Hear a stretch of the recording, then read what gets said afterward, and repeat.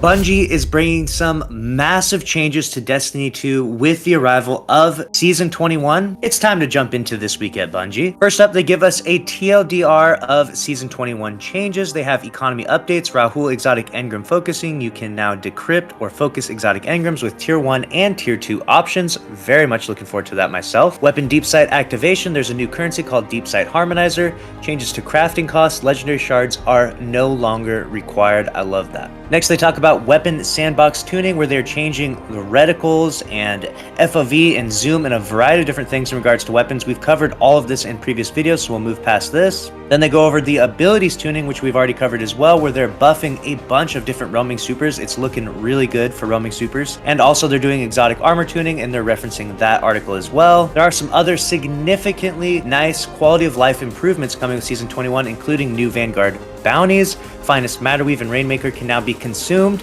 to earn the associated material. Comment down below how many Finest Matterweave you have in your inventory right now and how many Rainmakers. I have at least 800 of each. I am very much looking forward to this. And the Good Boy Protocol is coming back to the tower. If you haven't seen my video on that, make sure to check that out. Certain triumphs now boost the raid exotic drop rate in the Last Wish, Deepstone Crypt, Vowed Disciple, Vault of Glass, and King's Fall. And they are retroactive. Loving all of those quality of life changes. Some massive Crucible updates. We have Flawless Pool is being replaced by the new Practice Pool and Challenger Pool. There's a new Trials quest for new players. Some Trials passages have been adjusted to provide a better experience. Elimination is out, and Dominion will be the core game mode for Trials. If you don't know what Dominion is, that is Zone Trials that we've called it previously. They actually gave it an exact name called Dominion now. And gilding the Flawless Seal has new requirements. Let me know if you'll be playing some PvP in Season 21. We also have 3 new Strand aspects, and they give us video to see exactly what they do. First up, this is the Hunter one. You can see he does a grapple melee. After he does the grapple melee, oh, I can see all the little, wow, very cool to see some threadling action from the Hunter there. Next up, we have the Titan with the Flechette Storm. Okay. Throwing all kinds. Oh my gosh, that was actually kind of crazy. And lastly, we have Warlock, the Wanderer. There we go. Treading final blows, creative tangle. Nice. Those all look pretty cool, and I will definitely bring you some build videos when we know which Strand builds and which aspects are the strongest with combination and create the best gameplay loop inside PvE and PvP. The new artifact for Season 21 has been announced by Bungie, and it is called the NPA Repulsor Regulator. That's your new seasonal artifact. Treat it well, or Drifter might use you as bait. I'm definitely looking forward to that. In Column 1, this next season, we're going to have Anti-Barrier Auto Rifle, Unstoppable Hand Cannon, Overload Scout Rifle, Overload Trace Rifle. Oh, let's go. And Unstoppable Wave. I'm really looking forward to Overload Trace Rifle. That's going to be really nice. Next up, we have Column 2. We've got Unauthorized Mods Arc, Void Strand, Melee, and then we have Technicolor Siphon, which grants access to helmet armor mods that combine the effects of the Strand and Arc Siphon mods. Okay, I can see a little bit of an Arc season there. That's nice to see. Maybe we'll have a bunch of Arc surges and challenging endgame activities. That'd be nice in the raid and such. Column 3, we have Improved Unraveling, increase the amount of damage dealt by unraveling a target. Nice. Deeper Origins greatly improves the benefits provided by the Unsated Hunger, Nanotech, Tracer Rockets, Harmonic Resonance, and Noble Deeds traits. Okay. Unto the Breach, defeating a Void debuff target creates a Void Breach while your Void subclass is equipped. Okay. Electric Armor, stay amplified longer while your Arc subclass is equipped. And Thunderous Retort grants bonus arc super damage if cast while critically wounded or while amplified, lasts until the end of the super activation. Okay, we've seen that one before in the past, and that one is crazy with Titan Missile. So we'll see if they're able to pull that off again. Column 4, we have Strand Soldier. Your Strand weapons gain unraveling rounds whenever you gain Woven Mail while your Strand subclass is equipped. Overcharged Armory. Weapons with the Unsated Hunger, Nanotech, Tracer Rockets, Harmonic Resonance, and Noble Deeds traits are always overcharged weapons for you when your modifier is active. Protective Breach, picking up a Void Breach, gives you an Overshield or refreshes your existing Overshield. Countercharge, we've seen this one before, this is one of my favorite ones. Gain a stack of armor charge when you stun a champion. That's sick, I'm super stoked for Countercharge to be back.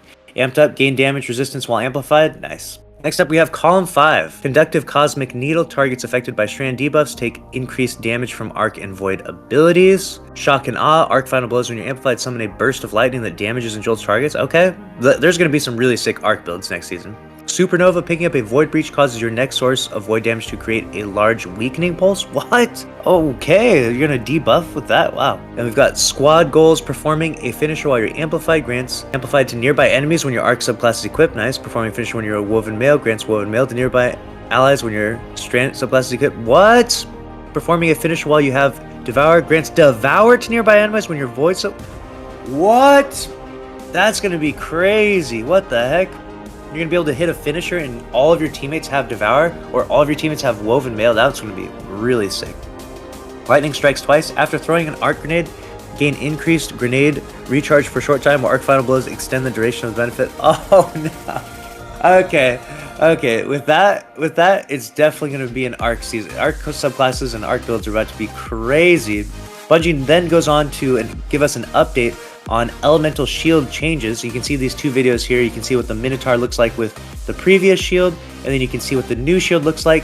I honestly think it's a nice change overall, and it's for accessibility, so it's for a good cause and a good purpose there. Next up, Bungie gives us an entire stabilizing section where they talk about how trash the Destiny 2 servers have been and why they've been trash, but they are improving it, and they're actually going to be doing an hour-and-a-half downtime before the Tuesday reset, so that way they can set up the game with all its updates properly for the game to launch Tuesday at reset. So be mindful of that if you're trying to go flawless in trials. Make sure you're not on like game 5 an hour and a half before reset, because the game is going to be shutting down regularly. I know some people will be upset about this. I understand where they're coming from. Like from a technical standpoint, it does suck to just have the game be randomly down for an hour and a half at that point in time, but it is at the very tail end of the week. So you had, 6, 7 almost full days to get all this stuff done. So hopefully not too many people are upset, but if you are, feel free to sound off in the comments and maybe Bungie will respond to the feedback if they can. And then lastly, we have Guardian games are now over and Titans have won. Titans win. Hunters are currently in second place, Warlocks in third place. Hunters and Warlocks can go back and forth, see if they can take that second place, but Titans get the W. Let me know your thoughts about that down in the comments below. Let me know what you're most excited for in Season 21, and make sure to subscribe if you enjoyed. Smash the like button. I'll see you in the next one. Thanks for watching. Later.